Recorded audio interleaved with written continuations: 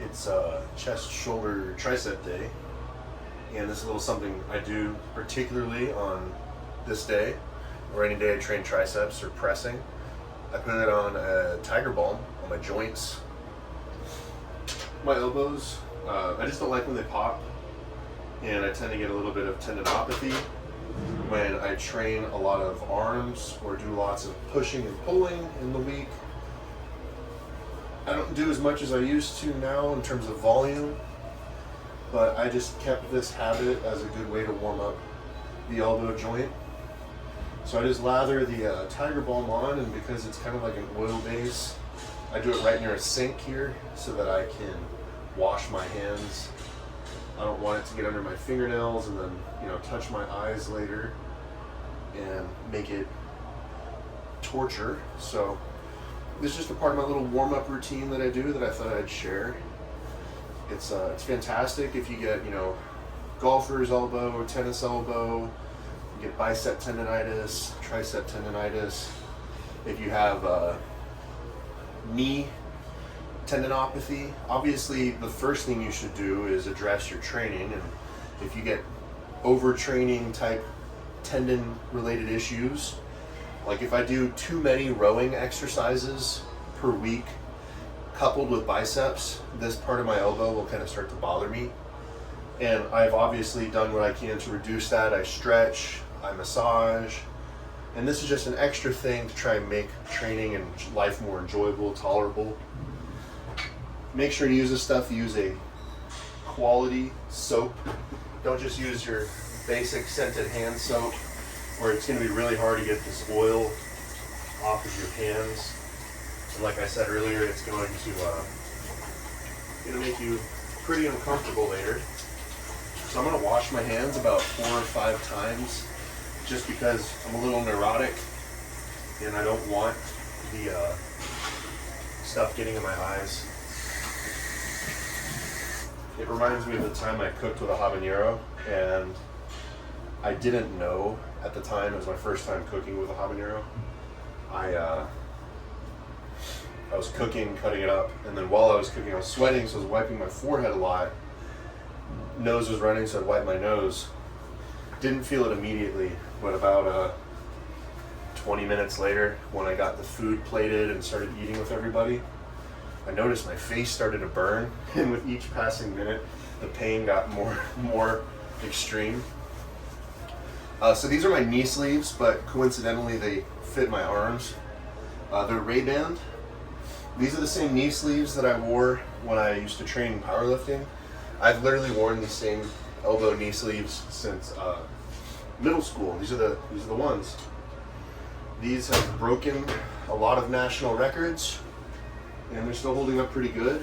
The only people you see wear Ray-Ban anymore are strongmen competitors. This brand isn't really popular with powerlifting anymore. It's just neoprene. It keeps the joint warm, but it doesn't provide compression like the ST knee sleeves that everybody wears nowadays. Some of the powerlifters at my gym have them, and they're so stiff and rigid. You can put a new pair together and they'll hold up like a 45-pound plate. It's insane. These things are just meant to keep your joints warm, so that if there's like 10, 15 powerlifters in your weight class in your flight, while you're waiting for your next attempt, you don't get cold. Your joints don't get cold. So these sleeves are great on leg days or upper body days, keeping the joints warm. So if you're resting a little more between sets, or you're taking your time warming up, it keeps that synovial fluid in the joint. Keeps a lot of heat around the joint, and that way the joint's more flexible, the tendons are more malleable and flexible, stretchy, so that when you're lifting heavy, you don't get as much joint discomfort. I've worn them forever. The old guys that I used to train with always emphasized using knee sleeves and elbow sleeves to protect my joint. So I've always done it, and it's kept my elbows and knees really healthy, I feel like. So there's my little tip or trick. Now on to the rest of this push day, chest day, tricep shoulder day, whatever you want to call it. I'm gonna go press on some heavy weights, lift some weights to the sides, to work on my shoulders, and finish with some tricep type exercises to build up the triceps more. I want arms like Kevin Levrone or Lee Priest. That's kind of the goal here. So I'll transition this into the voiceover I've been doing and enjoy the workout. Well, the morning activities are done. Knocked out my hour of fasted cardio. I'm drinking some black coffee before I eat my yogurt bowl. So, perfect time. I got 30 minutes to record a little audio before I go train my next client.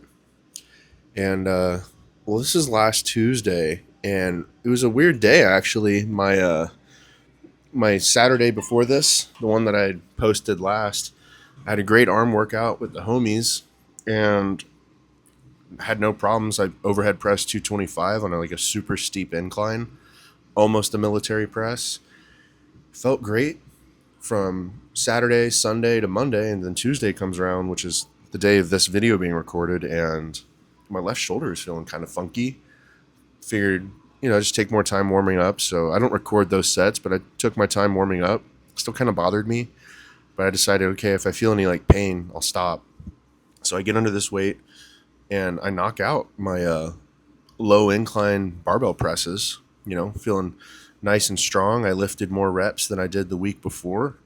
And then as soon as I finished this exercise, my left shoulder stung, like it hurt right in the front delt. I couldn't decide because the front of the shoulder is a really complex area. You got your front delt, you got your pec tendon, you got your biceps tendon, and you have your rotator cuff, all literally crossing over each other on the front of the shoulder. And that pain, I was trying to figure out where exactly I could and couldn't move my arm. Decided I probably shouldn't try and press any more weight because it felt weird to elevate my arm above shoulder height in any real direction that I could mimic with a press. I didn't want to do pec flies. Normally after this incline press, I would have done overhead press, gone into 2 variations of pec flies and a decline press. But knowing that it'd be smarter to just back off than to try and push through, I just went straight into my tricep stuff. This is a single arm tricep push down I do. It's super similar to just a regular tricep push down, but I like to be able to get my chest over the cable. Whereas when you try to do push downs with 2 hands together, the cable drags on your forehead, or you have to move your head left or right to avoid that. And it makes me feel like I'm pushing with one side more than the other. And I don't like the way that makes me feel like I'm being, unbalanced. So I just go one arm at a time, really focus on the tricep squeezing. It took me a while to figure out what weight I could use on this because I usually do these after 4 other pressing exercises. So my triceps are pre-fatigued. So I was able to use significantly more weight on this exercise this time around. So I just kept that in my notes section. I struck out the exercises that I didn't do, but I left them in the note that I wrote. And then I let myself remember that, oh, hey, you probably went heavier because you weren't pre-fatigued. So you always got to keep context of your training. I go over this with a lot of my clients. When they start understanding what I want them to do and get stronger every week, they start to just chase that that satisfaction and validation and knowing they got better. They're very goal-oriented people that I seem to attract to train. I guess like attracts like. And at some point they start getting upset when they have a lackluster performance. And I have to remind them hey, you just told me before you came in, this lady I trained yesterday, you only slept 2 hours and you didn't eat well yesterday. Would you expect yourself to perform well in any other activity if you had these same conditions? Probably not. So I reminded her, hey, if this is going to be a bad day, it better be better than your last bad day, right? And you're doing really well when your bad day is better than your previous best. So she could only do 40 pounds on an exercise that we started out on. That was a good day for her. Her bad day yesterday, she did 60 pounds on that same exercise. And she's oh, I just don't feel as good today.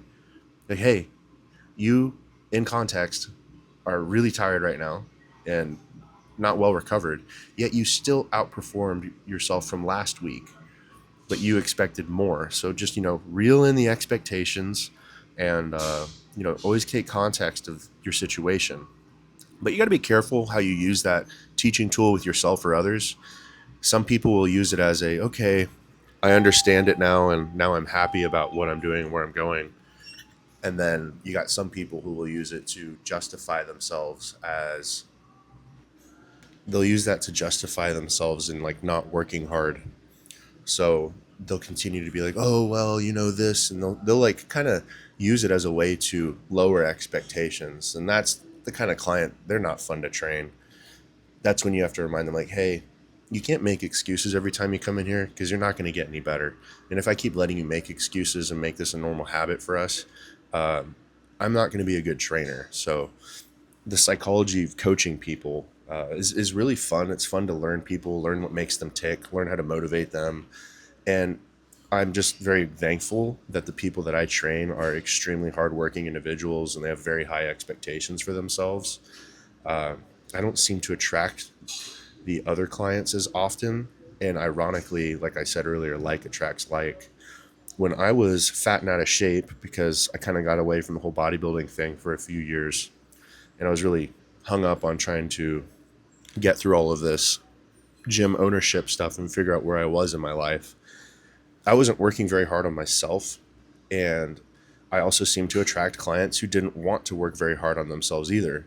And it wasn't until I started pushing myself harder that I actually started to attract higher quality clients. And there's a post the other day I saw on the internet. There's always this argument online about, should your trainer look the part? Should they look like they work out? And there's always two camps. There's people like, well, everybody's body comes in different shapes and different sizes, and you should be accepting of that. And then there's the people who are like, no, I want a trainer who looks the part. And everybody I've ever trained, when I ask them that question, they always say, like, I came and worked with you because you look like you work out and you look like you know what you're doing, and you've proven that you do, so I keep working with you. It makes total sense to me. And what I tell people, and what I posted as a comment, which got the most likes on that post the other day, was a trainer's body is their first client.